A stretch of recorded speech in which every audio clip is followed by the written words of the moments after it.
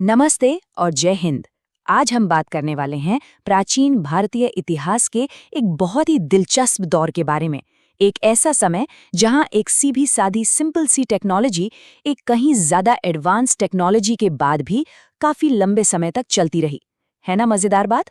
तो चलिए आज इसी पहेली को सुलझाने की कोशिश करते हैं। क्या हो अगर पाषाण युग मतलब स्टोन एज, कांस्य युग या ब्रॉन्ज एज के शुरू होने पर खत्म ही न हुआ हो?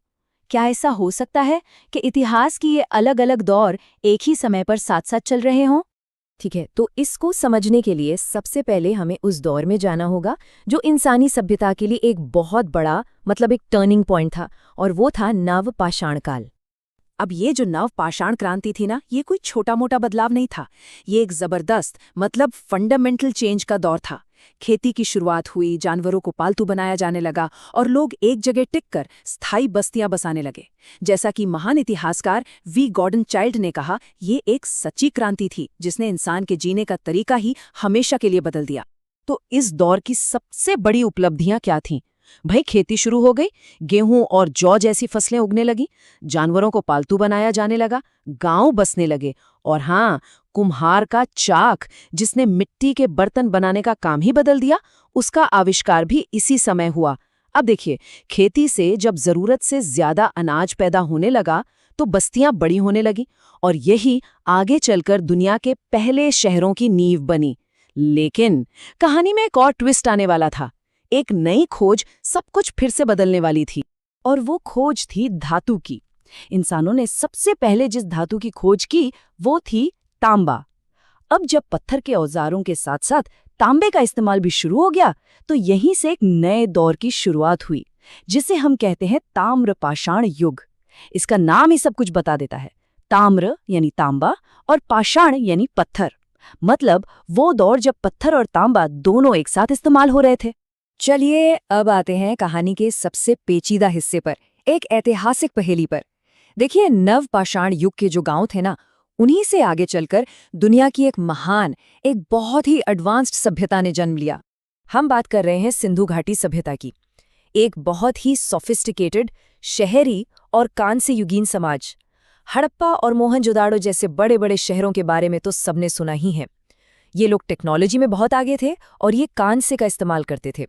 कांस्य यानी ब्रॉन्ज, जो तांबे और टिन को मिलाकर बनता है और तांबे से कहीं ज्यादा मजबूत होता है।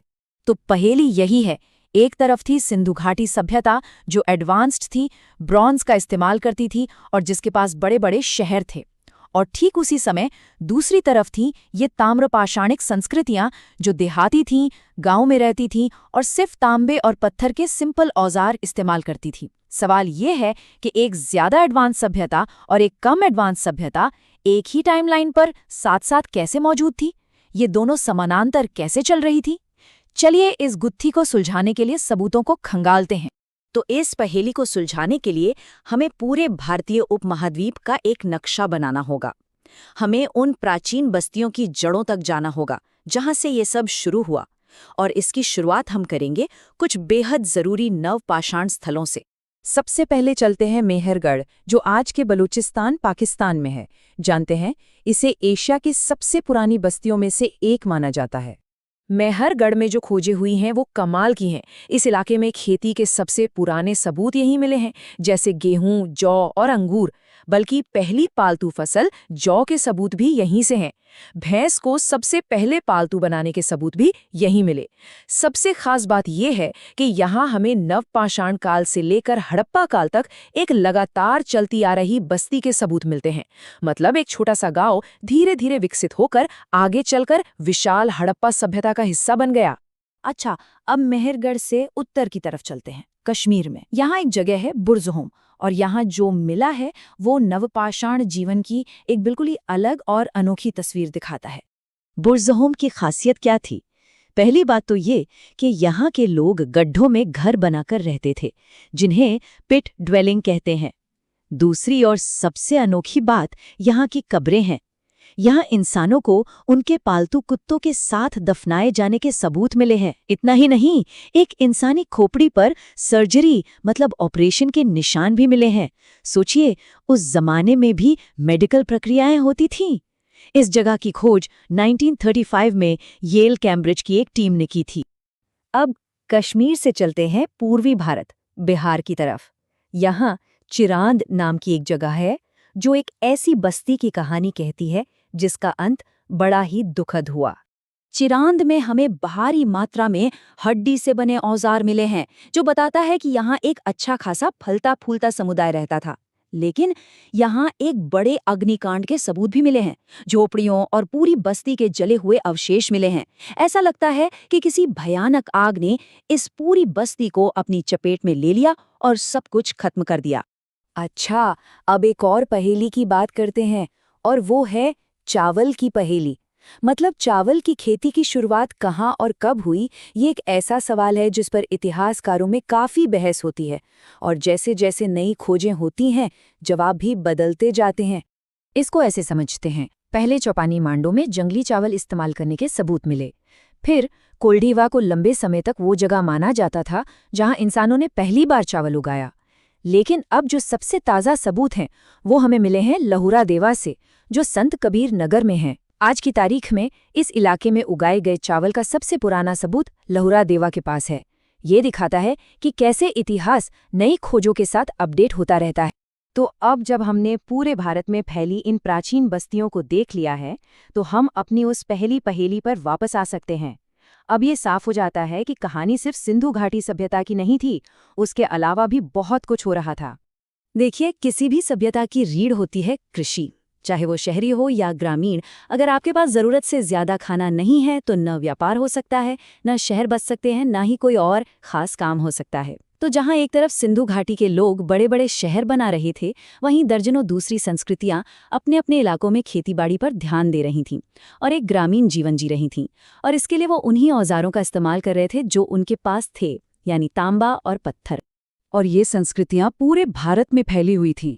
जैसे राजस्थान में आहड़ बनास संस्कृति, जिसे सूथी संस्कृति भी कहते हैं, मध्य प्रदेश में कायथा और मालवा संस्कृति, और महाराष्ट्र में जौरवे संस्कृति, जिसके दायमाबाद और इनाम गांव जैसे बड़े केंद्र थे।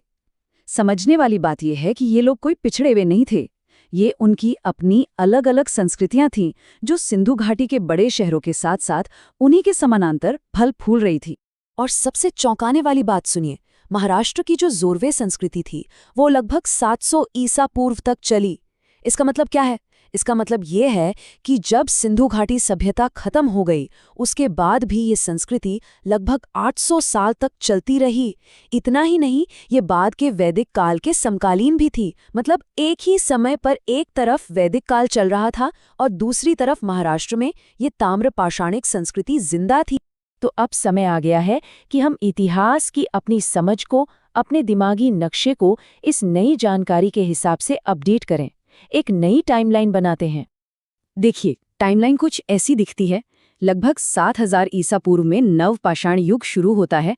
फिर करीब 2500 ईसा पूर्व में कांस्य युग की सिंधु घाटी सभ्यता उभरती है। 1900 ईसा पूर्व के आसपास सिंधु घाटी सभ्यता का पतन हो जाता है। लेकिन ताम्रपाषाणिक जोरवे संस्कृति 700 ईसा पूर्व तक चलती रहती है। तो इतिहास कोई सीधी लाइन वाली रिले रेस नहीं है कि एक युग खत्म होगा तभी दूसरा शुरू होगा। नहीं, ये एक मैराथन जैसा है जहां एक ही ट्रैक पर कई धावक एक साथ दौड़ रहे होते हैं, अपनी अपनी रफ्तार से। तो असल में इतिहास शायद ही कभी एक सीधी लकीर में चलता है। यह अक्सर एक ऐसा नक्शा होता है जिस पर कई रास्ते एक ही साथ चल रहे होते हैं। प्राचीन भारत की कहानी सिर्फ बड़े बड़े साम्राज्यों के बनने और बिगड़ने की कहानी नहीं है। ये तो एक खूबसूरत चादर की तरह है जिसे कई अलग अलग धागों से अलग अलग लोगों और संस्कृतियों ने एक साथ मिलकर बुना है।